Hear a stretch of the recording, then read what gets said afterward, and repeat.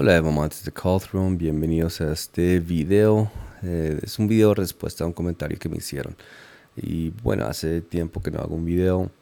He estado con situaciones de salud en mi hogar por un tiempo, por eso no he hecho videos. Entonces puede ser un video corto, no puedo hablar mucho porque me dan ataques de tos.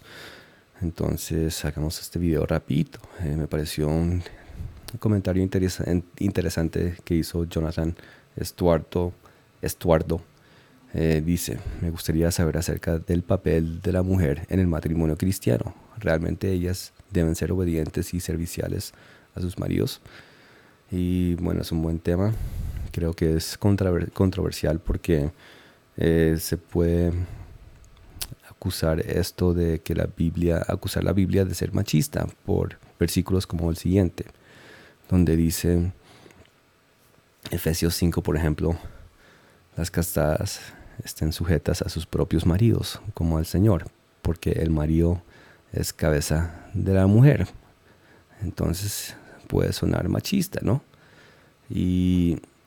Pero algo que enseño yo acerca de la Biblia y entender la Biblia es que la Biblia es no lineal. Entonces, para entender un tema hay que entender que la Biblia no contiene los temas de comienzo a fin por secciones, sino que están, por decirlo de cierta manera, fragmentadas por toda la Biblia. Y hay que buscar todos los fragmentos y juntarlos correctamente para entender bien un tema. Entonces vamos a mirar ciertos fragmentos de esto y ver cómo esto realmente es prácticamente lo opuesto a machismo. Y algo que vemos primero que todo en Efesios capítulo 5 es que la enseñanza acerca de los hombres siendo cabezas de la mujer se utiliza a Cristo y su iglesia como el estándar que los hombres deben seguir. Entonces aquí sigue diciendo cosas como, así como Cristo es cabeza de la iglesia, la cual es su cuerpo, y Él es su Salvador.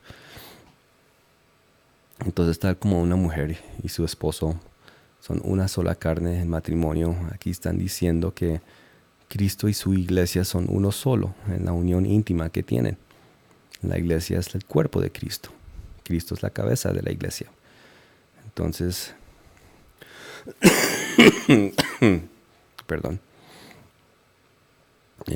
sigue con el estándar. Así como la iglesia está sujeta a Cristo, así también las casadas los tienen a sus maridos en todo.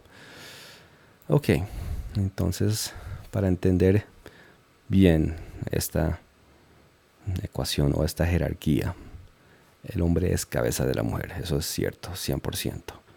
Es cabeza de la mujer, es la cabeza del hogar, de la familia. Es el principal, es el primero. Entonces hay una fórmula que hay que tener en cuenta para esto, de ser el primero. Y eso lo podemos ver en versículos como Mateo 20, donde dice, los primeros serán postreros. Y los postreros, primero. Entonces, ¿qué significa eso? Volviendo al estándar que nos da la Biblia acerca de ser cabeza, tenemos que ver cómo era la relación, la interacción de Cristo con su iglesia. ¿Qué dice acá? Maridos, amad a vuestras mujeres, así como Cristo amó a la iglesia. Y se entregó a sí mismo por ella, para santificarla, para, habiéndola purificado en el lavamiento del agua por la palabra, a fin de presentársela a sí mismo una iglesia gloriosa. Entonces, ¿qué hizo Jesús con su iglesia? Él la exaltó, Él la elevó, la hizo gloriosa para sí mismo. Es esa misma ecuación que debemos nosotros tener en nuestros matrimonios, en nuestro hogar. Em, entonces, considere Jesús cuando vino al mundo, las condiciones a las cuales vino, a la familia cual escogió, cómo fue su nacimiento. Él nació en un establo, rodeado de animales, ni siquiera en una situación higiénica, de una familia humilde, de una ciudad humilde. Él siendo Dios, siendo uno con el Padre, durante todo el tiempo antes de su nacimiento acá en la tierra, siendo lo máximo. Él vino acá y se hizo pobre, insignificante, socialmente hablando, humilde. ¿Por qué hizo eso? Un argumento que se puede hacer es porque él estaba aplicando esta misma fórmula. Los primeros serán postreros, ¿cierto? Por eso es que Jesús tuvo la situación socioeconómica que tuvo cuando él vino al mundo. Y él mismo hablaba sobre su situación. En Mateo 20 él dijo que él no vino para ser servido. Como Dios, como el rey que era, él no vino a eso. Él no vino a ser servido, sino para servir. Él, siendo Dios, siendo lo máximo, se hizo lo más bajo, lo más pequeño, lo más humilde. Se hizo un siervo. Filipenses también da testimonio de esto. 2:5 en adelante. Haya pues en vosotros este sentir que hubo también en Cristo Jesús, el cual siendo en forma de Dios, no estimó el ser igual a Dios como cosa a que aferrarse, sino que se despojó a sí mismo, tomando forma de siervo. Y estando en la condición de hombre, se humilló a sí mismo, haciéndose obediente hasta la muerte, y muerte de cruz. Por lo cual Dios también lo exaltó hasta lo sumo. ¿Por qué Dios lo exaltó hasta lo sumo? Por la fórmula. Los primeros serán postreros. Eso fue lo que hizo Jesús. Vino al mundo, se hizo lo último, lo más bajo, un siervo. Pero ¿qué pasa con los postreros? Los postreros serán primeros. Y eso fue lo que pasó después de la muerte de Jesús.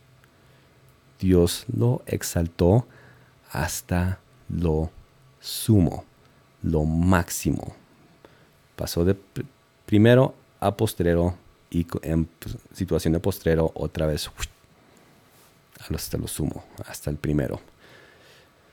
Y le dio un nombre que es sobre todo nombre, para que en el nombre de Jesús se doble toda rodilla de los que están en los cielos y en la tierra y debajo de la tierra, y toda lengua confiese que Jesucristo es el Señor, para gloria de Dios Padre.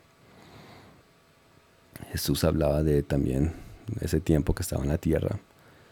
Él dijo, el Hijo del Hombre no tiene dónde recostar su cabeza, no tenía posesiones materiales, no estaba enfocado en sus adquirir fama, ni riqueza material, ni hacer cosas que él deseaba hacer. Aquí también Juan dice, luego puso agua en un lebrillo y comenzó a lavar los pies de los discípulos y a enjuagarlos con una toalla con que estaba ceñido. Entonces vino a Simón Pedro y Pedro le dijo, Señor, ¿tú me lavas los pies? Estaban aterrados que él estaba haciendo eso. Él siendo lo máximo, estaba arrodillado ante su iglesia, lavándole los pies. No hacía nada por él mismo, sino como cabeza de la iglesia, estaba totalmente dedicado a la iglesia, a exaltarla, a purificarla, a prepararla, a cuidarla, a protegerla, etcétera, etcétera. Tanto así que no pensaba en sí mismo, no tenía posesiones propias, no tenía un lugar donde recostar su cabeza, porque estaba completamente enfocado en el bienestar y en el propósito de su iglesia. Y eso es la función de la cabeza de la familia, de la cabeza del hogar, de ser cabeza. Así es la función de la cabeza. Solo piensa en tu propio cuerpo. tu cabeza se preocupa por el bienestar del resto del cuerpo. Eso es lo que hace una cabeza normal.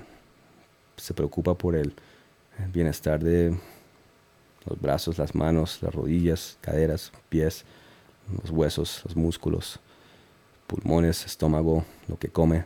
La cabeza se preocupa constantemente por el bienestar del cuerpo, porque si el cuerpo está bien, la cabeza está bien, todos ganan.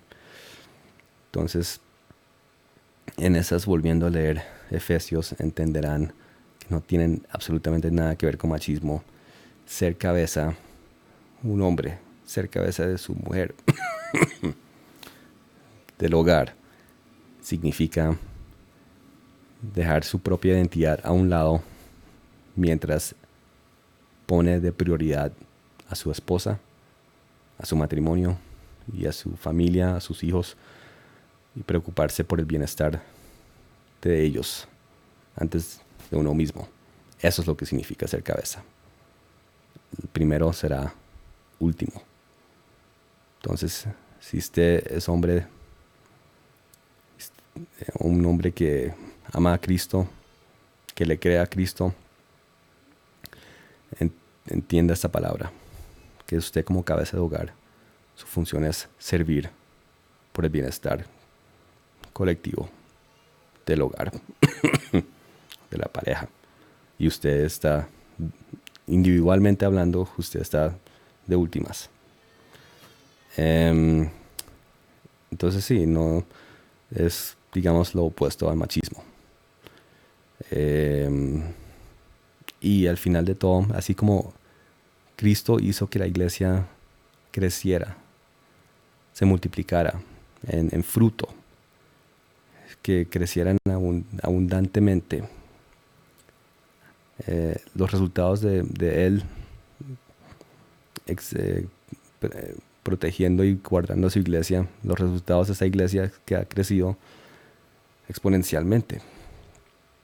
Asimismo, nosotros debemos velar para que nuestra esposa o nuestros hijos